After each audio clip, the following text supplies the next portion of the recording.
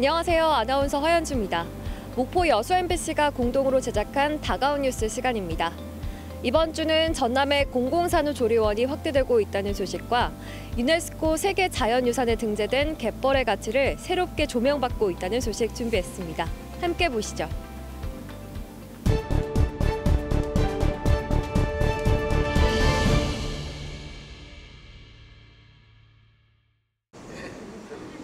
지난 2015년 전국 최초로 문을 연 해남의 공공산후조리원.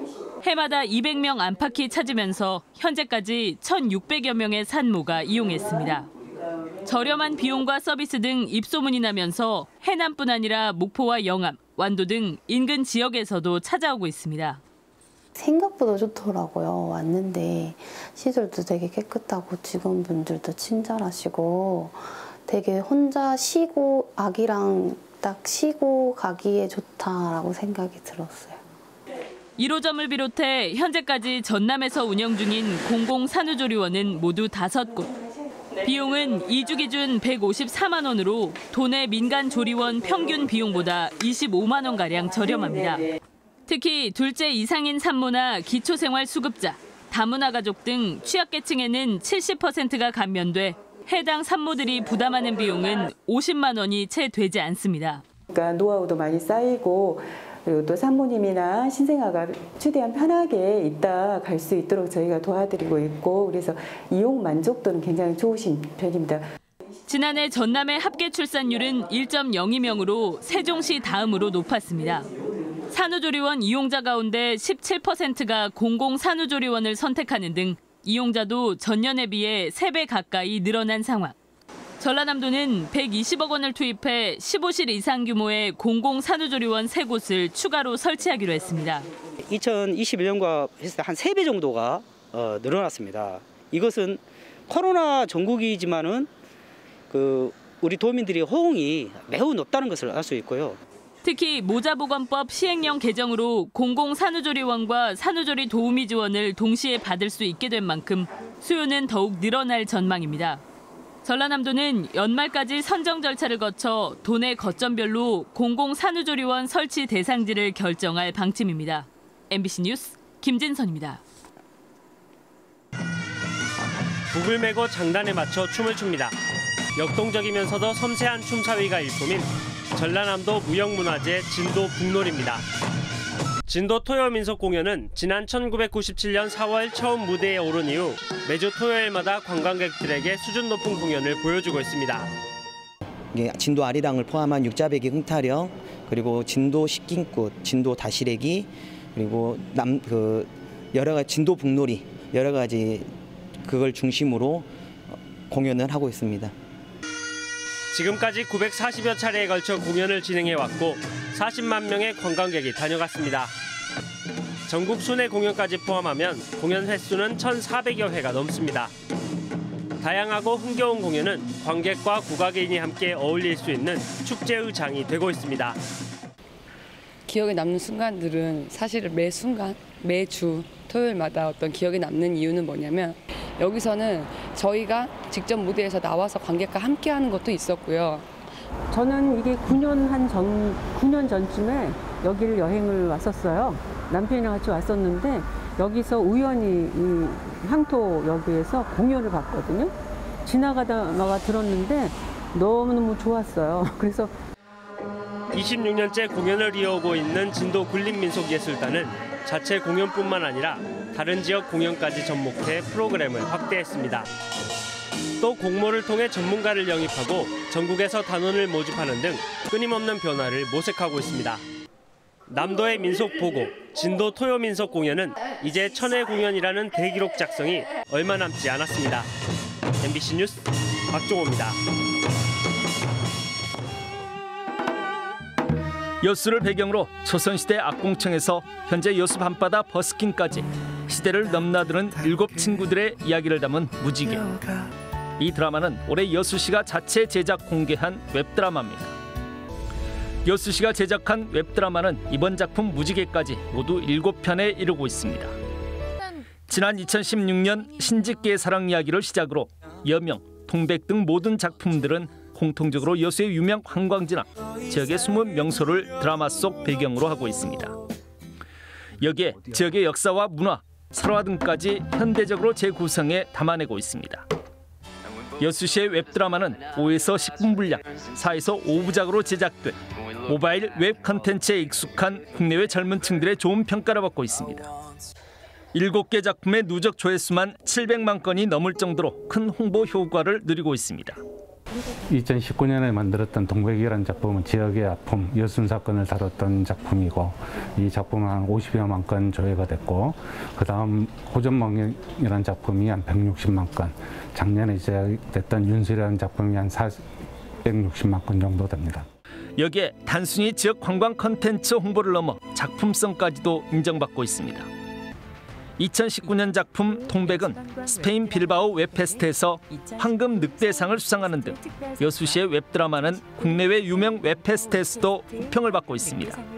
지난 7년 동안 7개 작품의 수상 실적만 13차례에 이릅니다.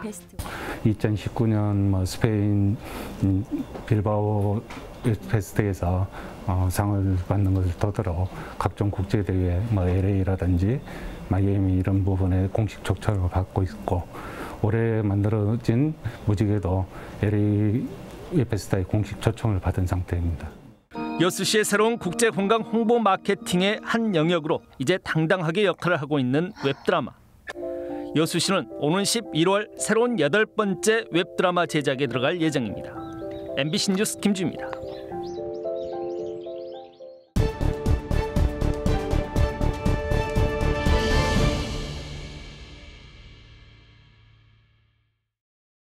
호남에 소금강인 오출산을 등지고 샌도란 물결이 온 들판을 덮었습니다.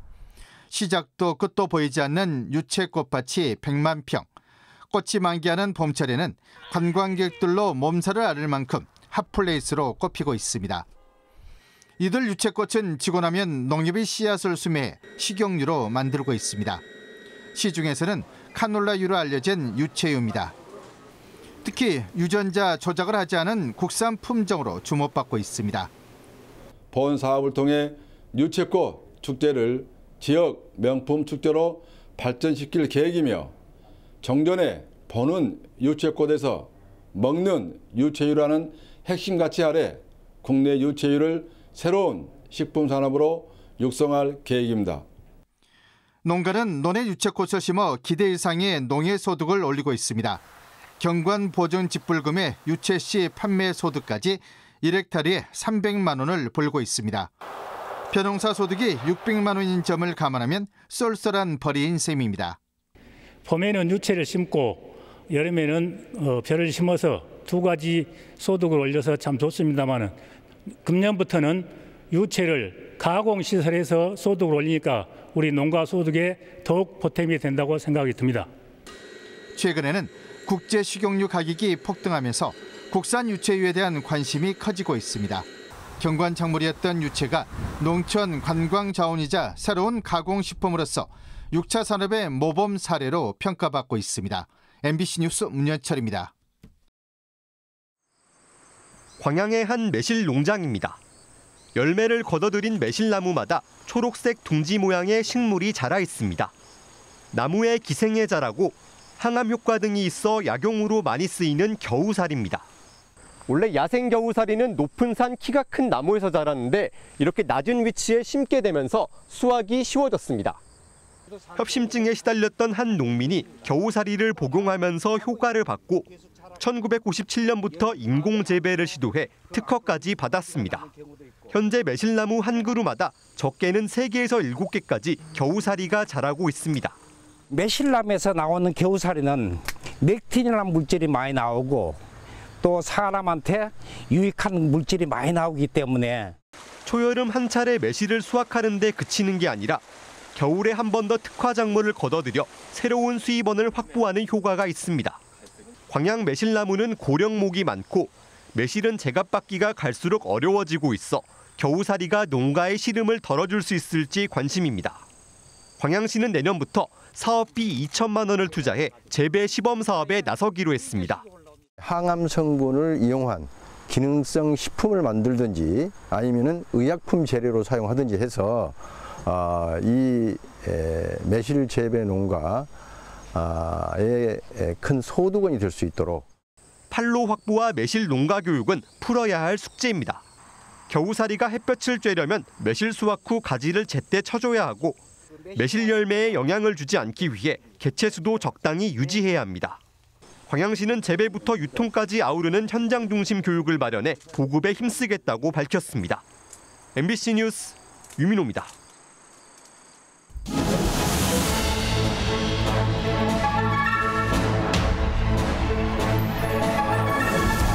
국내에서 가장 넓은 갈대 군락지와 광활한 갯벌을 품고 있는 순천만. 노랑부리 저어새 등 국제 희귀종 25종을 포함해 250여 종에 달하는 조류들의 서식지이자 다양한 동식물들이 자생하는 생태계의 보고입니다. 이렇게 갈대가 넓게 펼쳐져 있는 데가 사실 많지 않으니까 그런 부분도 되게 좋았고, 여기 살고 있는 그런 철새막 이런 것도 많이 볼 수 있어서. 순천만 보존이 첫걸음을 뗀 건 지난 1990년대. 동천 하류 정비 사업의 일환인 골재 채취로 갈대숲이 사라질 위기에 처하자 시민들을 중심으로 반대 운동이 시작돼 지역사회 전체로 퍼져나갔습니다. 그때 한 10여 년간 국내 워크샵, 국제포럼 이런 게 많이 열렸고요. 그때 나왔던 이야기들이 지금의 순천만을 만드는데 어떤 큰 토대가 되었다. 이후 순천만의 생태적 가치가 국내외에 알려지면서 보존과 복원 작업이 이어졌고, 주민들도 농약이나 비료를 사용하지 않는 친환경 농법을 도입한 결과 국내 최대 흑두루미 월동지이자 희귀 철새들의 서식지가 됐습니다. 흑두루미가 대가를 주고 가요. 분비물 같은 거 싸가지고 다 거름이 그냥 자연적으로 돼버려. 그러면 땅심이 아주 높아요. 2006년 국내 연안 습지 가운데 최초로 국제환경협약인 람사르 협약에 등록된 순천만은 생태적 다양성과 중요성을 세계적으로 인정받아 지난해에는 유네스코 세계 자연유산에 이름을 올렸습니다. 영생식물 종 다양성이 뛰어난 지역이고 다양한 멸종위기 철새들이 서식지로 활용하고 있다. 이러한 점들이 이 유산은 인류 미래를 위해서 보존해야 할 가치를 갖고 있구나. 국내 갯벌이 1,300만 톤의 탄소를 저장하고 있고 연간 승용차 11만 대가 내뿜는 양의 이산화탄소를 흡수한다는 연구 결과까지 발표되면서 기후변화와 탄소 중립 차원에서도 순천만의 중요성이 더욱 강조되고 있는 상황. 오는 11월 순천에서는 세계유산으로 등재된 갯벌의 가치를 재조명하는 국제 심포지엄과 전 세계 60여 개국이 참여하는 조류박람회가 잇따라 열릴 예정입니다. MBC 뉴스 문형철입니다.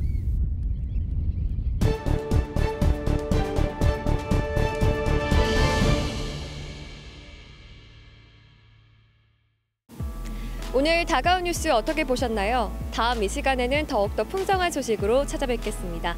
많은 관심 바랍니다. 고맙습니다.